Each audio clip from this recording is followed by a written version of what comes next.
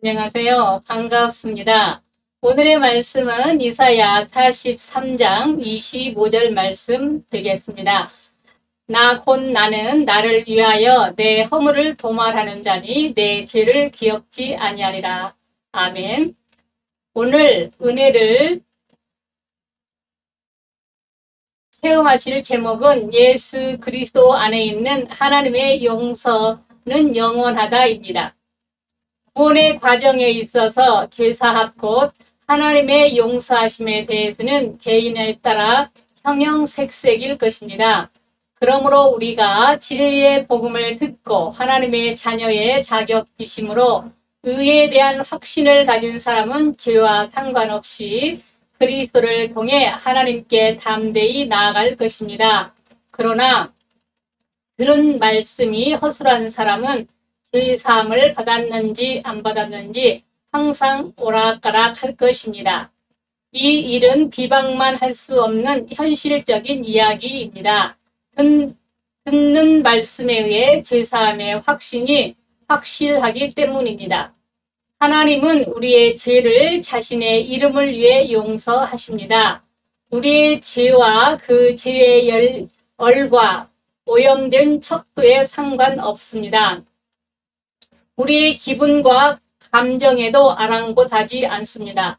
아담 안에 있던 자연적인 죄인이 거듭나서 그리스도 예수 안에 들어오면 결코 정죄함이 없다고 로마서 8장 1절은 말씀하십니다. 영원히 그 죄를 기억하지 않고 용서하신다고 히브리 8장 12절은 말씀하십니다.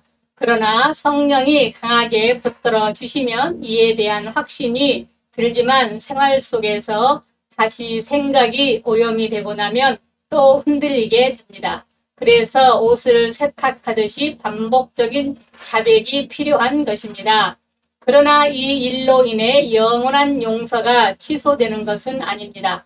사람들의 생각과 말이 하나님과의 관계가 붙었다 떨어졌다 하는 것 같을 뿐 사실은 그렇지 않습니다. 구름이 끼었다고 태양이 없어지는 것이 아니듯 하나님의 이름을 걸고 용서하신 사실은 절대로 취소되지 않으십니다. 다만 하나님 앞에 나와 입은 옷을 빨아 입을 필요는 있습니다. 그래서 오라 우리가 변론하자. 내 죄가 주홍 같으나 눈과 같이 양털같이 씻어주마. 이사야 1장 18절 말씀하십니다. 그리고 자백함으로 죄와 불의, 생각을 깨끗이 씻어주신다고 요한일서 1장 9절은 말씀하십니다. 진리의 말씀을 안다는 것은 이와 같은 하나님의 자녀들의 자격과 특권을 사용할 수 있는 복입니다. 참으로 하나님이 그리스도로 말미암아 이루어 놓으신 구원의 시스템은 기상천외합니다. 성도가 하나님 앞에 나아갈 때마다 그 입은 옷을 빨아 입어야 한다고 계시록 22장 14절은 말씀하십니다. 그러나 그때마다 새 옷을 한 벌씩 갈아입는 것이 아님을 기억해야 합니다. 예수 그리스도로 말미암아 갈아입은 옷을 그의 보혈로 빨아 입는 것이다 라고 요한일서 1장 17절은 말씀하십니다. 그리스도의 대속의 죽으심과 다시 사심의 진리를 알고 그 길로 나아가는 자에게는 그분의 보혈이 자동 역사하십니다.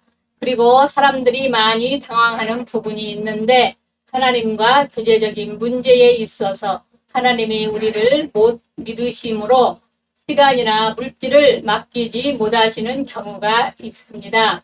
고양이에게 생선 가게를 맡기지 못하듯이 돈만 주면 헛짓하는 아들에게 돈을 줄 부모는 없습니다. 아들은 아들이지만 재산을 맡기지 못할 수가 있듯이 하나님은 우리가 믿업지 못해서 물질을 맡기지 않을 수도 있습니다. 그러나 하나님의 자녀가 아니라는 것은 아닙니다. 그러므로 은행에 신용을 쌓듯이 돈의 씀씀이에 대한 신용을 쌓아 갈 필요가 있습니다. 이건 시간도 마찬가지며 건강 또한 그렇습니다. 하나님의 자녀임에도 이런 것들이 망가지는 이유는 하나님의 것을 제 것인 양 잘못 사용한 결과입니다.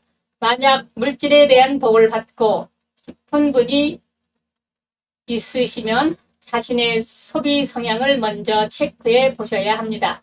마지막으로 히브리 12장은 징계를 받으므로 자신이 하나님의 저주 아래 있는 것처럼 생각할 수도 있습니다. 밧세바를 취한 다윗이나 인구 조사를 강행한 다윗을 하나님은 처벌하셨습니다.